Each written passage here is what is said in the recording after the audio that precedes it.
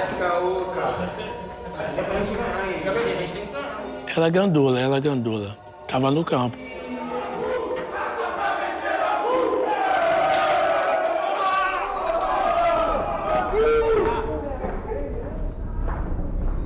Parece que o Bangu caiu uma tempestade aqui, né? Que todo mundo ficou naquela, quase ia estreado. Como é que o cara bola na cabeça deles?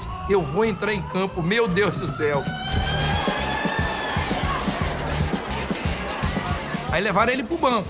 O jogo tá correndo. Aí o Castor manda o recado, ó, coloca o Kaiser. Coloca o Kaiser aí, mano. Cara grande na frente pra fazer gol. Ele com medo de entrar em campo. Aí o cara mandou ele aquecer. Ele falou, pô, me ferrei.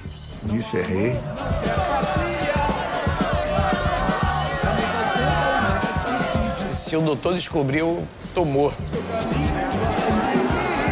Quando eu começo a aquecer, no alambrado, os torcedores, pô, cabeludo viado, não sei o quê, bababá.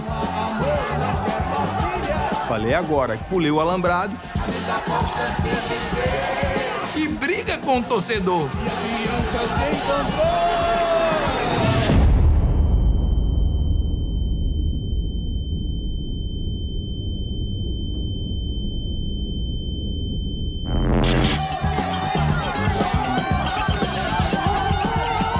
E fui expulso antes de entrar em campo.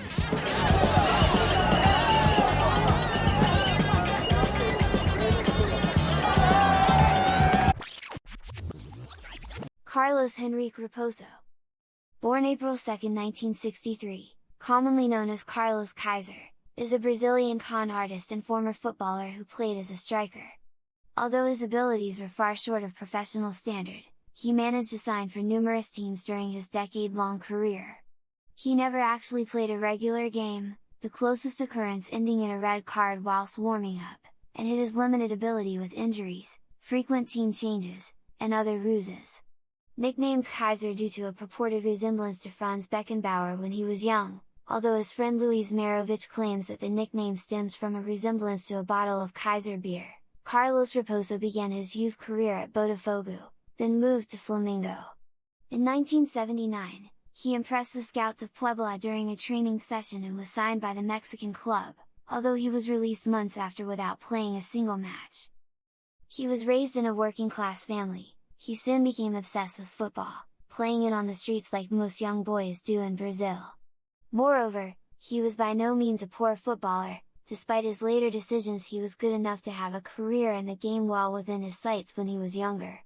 Later, he was scouted for Botafogo's academy in 1972, where he stayed a year before moving to Flamengo's youth setup, where he continued his development for the next 6 years until 1979.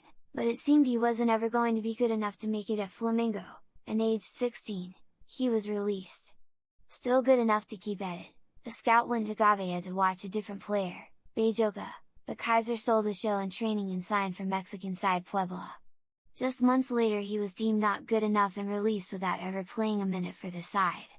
At this point of 16, pushing 17-year-old Carlos was faced with two options: dedicate enormous time to getting great at football, or give up the dream and resign to a much simpler life.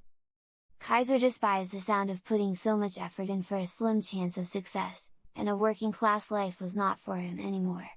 So instead of doing either of the two options 99% of people would ponder, Kaiser embarked on a devious scheme to enjoy all the luxuries of a footballer's lifestyle, without the work or risk. He even had the build of a footballer and not just any footballer mind. One day Kaiser was mistaken for Grêmio's star player, Renato Gaucho, and in that instant, Kaiser realized he had an easy opportunity for a taste of the good life. He began dressing exactly like him, acting like him, calling himself Renato. He had such confidence and charisma that it seemed to work out without a hitch. Everywhere he went, people were certain he was Renato. They swarmed him for autographs, he got free drinks all night from clubs and bars, and most importantly to Kaiser, women were throwing themselves at him. But naturally, a lot of attention was drawn to Renato's antics. The real Renato was married, and after reports of Renato being seen cheating on his wife in clubs surfaced, the two would finally meet when one day, Renato himself went to enter a club, before being stopped by a bouncer who refused to let him in on the basis that Renato was already inside. The two would meet, but strangely, Renato wasn't even mad. No one was really hurt by his identity theft, and the two even became unlikely friends. Renato was happy for him to continue his act. He could fool the whole nation into believing he was a beloved footballer, so surely he could trick the world into believing that Carlos Kaiser was a professional football player. Although he lacked the natural talent of many aspiring footballers, Kaiser was blessed with charm and charisma that would later prove to be his greatest assets. All he had to do was convince a club he was good enough to play. This is where he donned the name, Kaiser, with Carlos claiming it was a nickname he earned thanks to sharing many similarities on the football pitch with Franz Beckenbauer. It was all spin, of course. The name actually came from a friend who compared his likeness to a bottle of Brazilian Kaiser brand beer after he had received a reputation for drinking bottles of it one after the other. So at this point, Kaiser has a CV of sorts. His time at youth academies made his deception possible, but now many months out of practice, he'd never signed for a big Brazilian side on merit. But, with his newfound football friend Renato, who had taken a keen liking to Kaiser, and introduced him to other famous footballers, such as Carlos Alberto and Bebeto, he had an impeccable reference list to delve into. He created a story that when at Pueblos he was so electrifying a player that they tried to convince him to play for the Mexican national side at just 17. Sure enough, his references, meticulously crafted backstory and lack of ability for clubs to fact-check him in the early 80s led him to repeatedly sign short contracts with clubs. Usually, upon signing he'd claim he was lacking match fitness, and would simply take part in physical training, where he wouldn't have to show any footballing ability, and could shine thanks to looking the part of a footballer. His contracts were always short-term, and when teams would expect him to actually play football in training he'd feign a hamstring injury, which was very easy to do 40 years ago. There was limited technology so clubs really couldn't tell.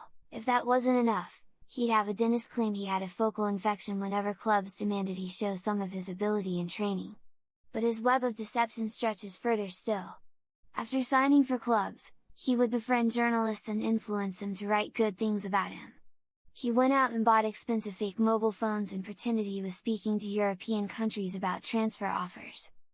The first club he defrauded was his old side Botafogo.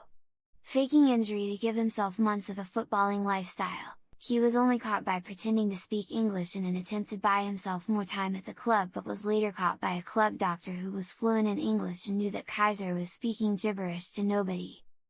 In these days communication between clubs was far less frequent, so this only meant he'd never sign for Botafogo again. So he'd go back to Flamengo, and do the same thing there, enjoy a few months of footballers' wages for lifting a few weights here and there and partying every night. After Flamengo he tried his hand at identity theft again, claiming to be part of the Independiente side that won the Copa Libertadores, by using the name Carlos Enrique, a player who did achieve such a feat. It's hard to keep track of where he actually signed contracts and where he just claimed he played. But this couldn't last forever, at a certain point he was going to run out of teams to scam. There was, however, one thing that always made you instantly more desirable as a player. A move to Europe. Kaiser had his sights set on a big transfer across to a different continent. Signing for French League 2 outfit Ajaccio thanks to his friend who played there vouching for him, he built up a rapport with journalists. These journalists would later write articles about him being Ajaccio's top goal scorer for 7 seasons in a row, despite him having been in Brazil the past 7 years. But Kaiser almost saw his whole web come crashing down, as Ajaccio unveiled him in front of the fans, expecting him to showcase his skills in a variety of ways. Kaiser's uncanny ability to think on his feet and appear incredibly likable was on full display, as in a moment of genius, the Brazilian kicked all the balls into the crowd for the fans to keep while kissing the club badge. It worked brilliantly, affording him months of free wages, all while Kaiser wasn't even in France. He stayed in Brazil, collecting the paycheck.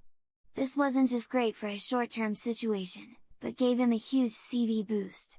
His next side he would swindle was Bangu, back in Brazil. Earning a move thanks to his exploits for Ajaccio, he'd employ the same classic injury schemes as before. But this time he'd be faced with no way out of playing. After a month or so of his typical injury faking routine, Bangu owner, Castor de Andrade, who was a scary man with mob association, demanded that Kaiser play a game. As far as Castor was aware, Kaiser was his star player, a big signing, and after months in the injury room, he grew sick of seeing him only ever physically training. With Bangu 2-0 down, Carlos ordered the coach to bring Kaiser on. With discovery inevitable, and a life of simplicity staring at him in the face, Kaiser hatched his most infamous plan yet. With tensions in the crowd high, and fans yelling at players and staff, Kaiser received plenty of abuse as he was warming up. He saw an opportunity, running over to the supporters and starting a brawl with them. Before he could even set foot on the pitch, their star striker was sent off. Kaiser walked back into the changing room, where a seething Andrade came charging Kaiser não in. jogava nada, velho. A conclusão que a gente chegou foi essa. Porque ele não jogava nada. O problema dele era único só, a bola. Fazia tudo bem, mas o problema dele era a bola. O negócio dele não era bola, era coco. Com coco ele ia bem, com bola não. When asked what he was playing at, Kaiser looked up and explained, "God has taken both my parents away but gave me another father who they accused of being a crook," he sniffed. "So I lost it and went for them. But don't you worry because my contract is up in a week and I'll be off." It seemed even corrupt owners with mob affiliations weren't immune to his charm. Andrade would give Kaiser a 6-month extension and a pay rise off the back of this stunt. Kaiser went on to play for 5 more clubs, on one occasion signing for Fluminense to help a player overcome an alcohol problem after scores of references from players assuring he was a good and responsible person and did not drink alcohol.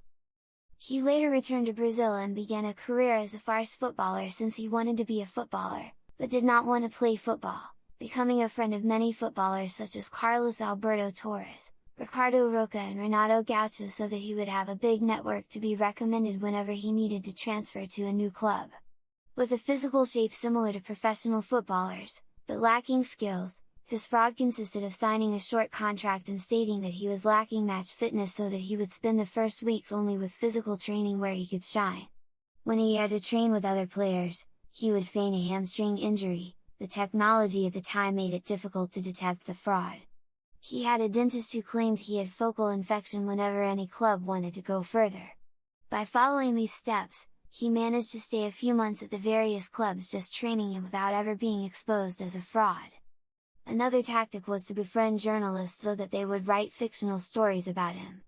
In one newspaper article, it was reported that he had such a great time at Puebla that he was even invited to become a Mexican citizen to play for the national team.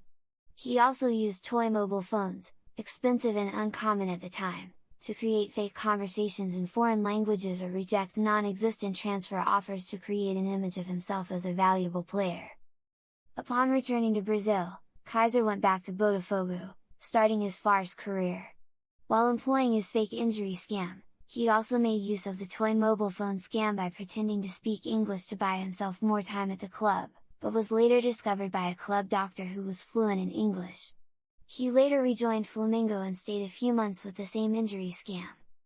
Amongst his scams, he claimed that he played in Argentina at Talleres de Córdoba and Independiente, being brought by a man named Alejandro, who was a friend of Jorge Burruchaga and claiming that he was part of the squad that won both the 1984 Copa Libertadores and the 1984 Intercontinental Cup by portraying himself as Carlos Enrique, an Argentinian player who was genuinely part of the squad. In 1986, he allegedly moved to Europe and joined French Division II club Gazélec Ajaccio where a friend was playing. At his presentation, the club arranged a training session with the fans and, afraid of being caught, he shot all the balls to the crowd while kissing the club's badge. He barely played at the club and returned to Brazil the following year, although his friendship with journalists later earned him an article where he was depicted as a top goalscorer at Gazélec Ajaccio where he had played for 8 seasons. However, the friend, Fabinho Barros, who played at Ajaccio for 4 years, says that Kaiser never actually went to Corsica. Instead, the two of them took photographs of Kaiser wearing an Ajaccio jersey that Barros gave to him as a present at a field in Ortu. Barros states that Kaiser later used these photographs, as well as a forged player identification card as proof of his time in France. Returning to Brazil, he joined Bangu, where he again used his fake injury scam. However, Castro de Andrade, the club's major sponsor and patron, became tired of seeing him just training. During one match, Castor told the coach to play him, as the team was losing 2-0.